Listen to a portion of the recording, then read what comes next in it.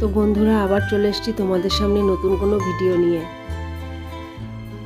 তোমরা কমেন্ট করো আর নাই করো, তোমরা সাথে থাকো, দেখতে থাকো, এটাই আমার অনেক ভালো লাগে। তো চলো ভিডিও শুরু করেছি, দেখা যাক এরপর কি কাজ করি। দেখো আজকে মেয়ের ঘরে চলে এসেছি। মেয়ের ঘর তো আজকে গোছানোই আছে, গোছাতে হবে না। তো ফার্নিচারগুলো মুছে নেব ভালো করে। ফার্নিচারে অতটা ধুলো পড়েনি, তবুও আমি মুছে নিচ্ছি একটু আধটু, যদি ধুলো থেকে থাকে সেগুলো পরিষ্কার হয়ে যাবে। তো নতুন বন্ধু, পুরনো বন্ধুরা যারা তোমরা সাবস্ক্রাইব, লাইক, কমেন্ট, শেয়ার করোনি তারা অবশ্যই এটা করে নাও, তাহলে আমার ভিডিও পৌঁছে যাবে সবার আগে তোমার কাছে, আর আমার খুব ভালোও লাগবে। তো বন্ধুরা গতকাল তো হোলি ছিল, হোলির দিন তোমরা কতবার স্নান করেছো আমাকে জানিও। আমার তো তিনবার স্নান হয়ে গেছে। 3বার স্নান করে উঠেছি, 3বারই আমাকে মেয়ে মাখিয়ে দিয়েছে। তো মেয়ে তো বাড়িতে একাই থাকে, সেই জন্য আর ও খেলার সাথে পায় না। খেলার সাথে বলতে গল্প করার সাথে পায় না, একটা সাথী তো লাগে, সেই জন্য ও আমার সাথেই সব সময় কাটায়। তো দেখো শোকেসটা তো গোছানোই আছে, তো আর একটু মুছে নিচ্ছি ভালো করে। ধুলো যেহেতু পড়েনি সেহেতু আর চেপে চেপে মুছছি না। কাজ যখন অনেক বেশি থাকে না, তখন আমি হাতের সামনে যে কাজটা পাই সেই কাজটা আগে করে নিই। এটা করব না, এটার পরে ওটা করব, এরকমভাবে আমি কাজ করি না। এরকমভাবে কাজ করলেই দেরি হয়ে যায়। হাতের সামনে যে কাজটা থাকে, যেটা ফেলানো থাকে সেটা আগে করে নিই, তাহলেই এইভাবে কাজ করলেই তাড়াতাড়ি হয়ে যায়। দেখো খাটের ওই সাইডটা তো মুছেছি, তারপর আমি মুছলাম শোকেসটা, তারপর আমি আবার খাটের এই সাইডটা মুছে দরজা মুছে নিচ্ছি। এইভাবে কাজ করি।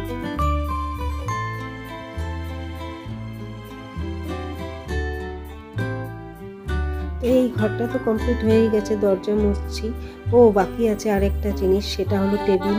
পড়ার টেবিলটা বাকি আছে, পড়ার টেবিলটা মুছে নিলেই হয়ে যায়। 8টা বেজে গেছে। ওদিকে রান্নাঘরে যাব, রান্নাঘরে কি কাজ আছে সেটা দেখব। একদিন না সন্ধেবেলার টিফিন করাটা তোমাদের সাথে শেয়ার করব।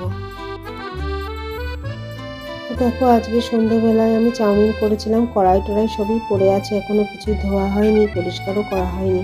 তো এগুলো আমি আগে পরিষ্কার করে নেবো আর বাসনগুলোও গুছিয়ে নেবো।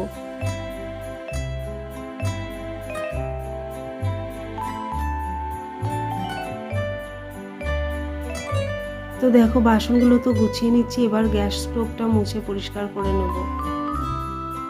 সন্ধ্যাবেলায় টিফিন করার পরও গ্যাস ও স্টোভ মুছে নিয়ে তারপর বাসনগুলো ধুয়ে নিলে রান্নাঘর আবার পরিষ্কার হয়ে যায়, কিন্তু সঙ্গে সঙ্গে আমার করার টাইম হয় না, সেই জন্য পরে আবার আমি এগুলো মুছে পরিষ্কার করে নিই, তারপর রাতের খাবার তৈরি করি।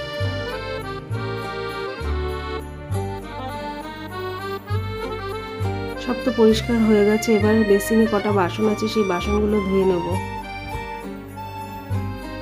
তারপর কি কাজ আছে সেটা তোমরা দেখতে থাকো, আমি আগে থেকে বলবো না।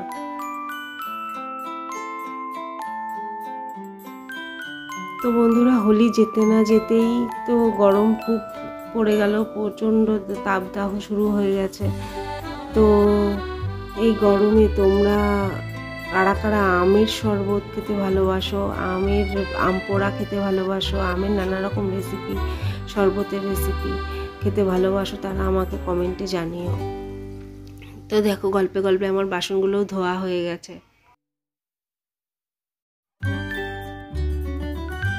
তো এবার বেসিনটা ভালো করে ধুয়ে নিচ্ছি। বেসিনটা তো তোমরা তো জানোই, আমি যতবার বাসন দিই ততবারই বেসিনটা পরিষ্কার করে নিই, তবুও নোংরা পড়ে। এত নোংরা কি করে হয় আমি বুঝতেই পারি না। আসলে খাবারও তো আলাদা রাখি, মানে বাড়তি খাবার যেগুলো এক্সেস হয়ে গেছে সেগুলো তো আমি বাইরেই ফেলি, সেগুলো তো আর আমি বেসিনে ফেলি না, তবুও বেসিন নোংরা হয়ে যায়। তো বেসিন পরিষ্কার রাখার যদি কোনো আইডিয়া, টিপস তোমাদের জানা থাকে তাহলে তোমরা আমাকে কমেন্টে অবশ্যই জানিও, আমি খুবই উপকৃত হব। তো দেখো রান্নাঘরের কাজ তো সব হয়ে গেছে, সাইডে এদিকে ওদিকে সব কাজই হয়ে গেছে, এখন বাকি আছে শুধু ঘর ঝাড় দেওয়া। তো ঘরটা ঝাড় দিলেই আমার সব কাজ হয়ে যায়। তারপর করব রাতের রান্না। রাতে তো আজকে রুটি করা আছে আর সোয়াবিন করব, তাহলে রাতের রান্না হয়ে যায়। তো রাতের রান্নার পরে আর আমি গ্যাস পোছার টাইম যদি পাই তাহলে পুছি, না হলে সকালেই মুছে নিই। রোজ ভাবি রাতের রান্নার পর আমি গ্যাস মুছে নেব, বেসিনে দুটো একটা টুকটাক যা বাসন পড়ে সেগুলো মেজে নেব, কিন্তু আমার হয় না, টাইমে আমি আর পেরে উঠি না, সেই জন্য আর ওগুলো পরিষ্কার করা হয় না। তো বন্ধুরা, আমার ভিডিও আজকে এ পর্যন্তই। টাটা।